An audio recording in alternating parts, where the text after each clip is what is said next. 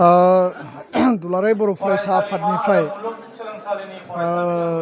बाक्सा जिल्लानि सालबारि आरो मसलपुर साब डिभिजनाव थानाय जोंनि जिखिनि कलेज दङ बे कलेजफोरखौ लानानै दिनै बे सिके कलेजाव एकाडेमिक आरो ससियेल मोननै इस्युसखौ लानानै सोलोंथाइनि आरो समाजारि बे इस्युफोरखौ लानानै बेयाव मोनसे स्पेशल इन्टारेक्शन सेसन जों लानाय जादों।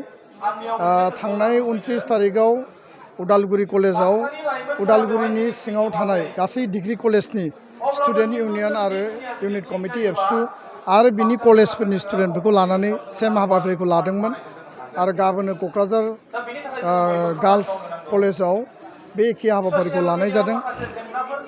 गुबै बाथ्राया जाहैबाय जे जोंनि फरायसा फरायसुलिफ्रा सोलोंथाइ आरो एकाडेमिक रिलेटेड गोबां जेंनाजों मोगा मोगि जानाङो, नाथाय बिथांमोननि जे जेंना जेंसिफोर बेखौ जोङो मोजाङै बिथांमोना बुंनो थाखाय स्कप मोना आरो गोबां खेथ्रआव गोबां बिथिङाव बिथांमोना माने आनहार्ड जानानै थायो।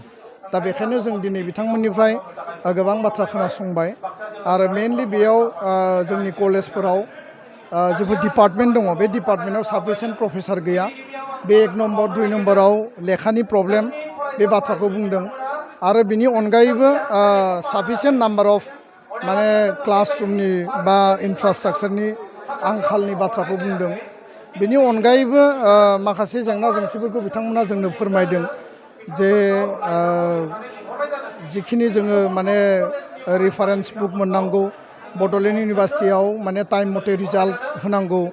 दिनै फार्स्ट सेमेस्टार आरो 2020आव जानाय जि माखासे थार्ड आरो सेकेन्ड सेमेस्टारनि जि एग्जाममोन बे एग्जामनि रिजाल्टखौबो दाबो मोनाखै, जायनि थाखाय गोबां स्टुडेन्टफ्रा माने नोङो बिसोरो कन्टिनिउ खालामनायनिफ्राय डिप्राइभ जादों। लोगोसेनो बे स्टुडेन्टफ्रा दिनै हायार इडुकेसन लानो थाखाय स्कप मोनाखै। थांनाय कभिड टाइमाव अनलाइन जि माने क्लास जादों माने एग्जाम जादोंमोन, बे अनलाइन एग्जामनि रिजाल्टआ गासैबो 0 फैदों आरो बेखायनो बेखौ लानानैबो स्टुडेन्टफोरनिफ्राय मोनसे कमप्लेन फैदों। बे गासैबो कमप्लेनखौ जों दिनै खोनासंबाय आरो बेखौ सुस्रांनायनि थाखाय बड'लेण्ड इउनिभार्सिटि आरो कनसार्न कलेजनि अथ'रिटि आरो कलेज प्रभिन्सियेलाइजेसन आरो प्रभिन्सियेलाइज कलेजाव गोदान बे माने जोंनि डिपार्टमेन्टफोरनि गोदान पस्ट क्रिएसननि थाखाय जोङो आसाम सरकारजों रायज्लायगासिनो दङ। रनज पेगु बिथांनो जोङो अलरेडि मेम'रेन्डाम होनाय दङ आरो बेखौ लानानै जों हपफुल जे बे जेंनाफ्रा गोख्रैनो जोबगोन।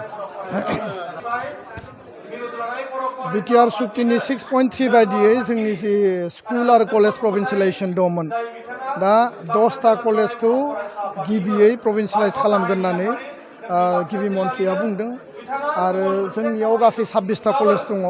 जों बुंदों जे 26टा कलेजाबो जानांगौ। दा बेखायनो फैबाय थानाय समाव बिटिआर सरकार, आसाम सरकार, एबसु आरो थुनलाइ आफादजों ज' रायलायनानै बेखौ माबायदि खालामनाय जायो आरो कुनु कलेजा जाहाथे थालांनो गोनां जाया। टुडे अर टुमरो मोनफ्रोमबो कलेजा जाहाथे प्रभिन्सियेलाइज जायो, बेनि थाखाय जोङो बेखौ गोथौवै आरो गुवारै जों सावरायगोन। गोजोन्थों।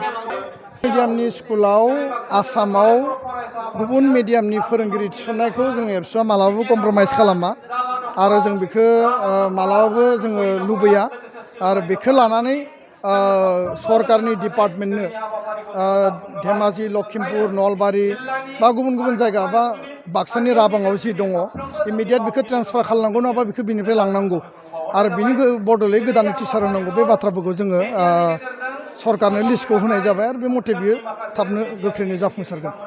गोजोन्थों।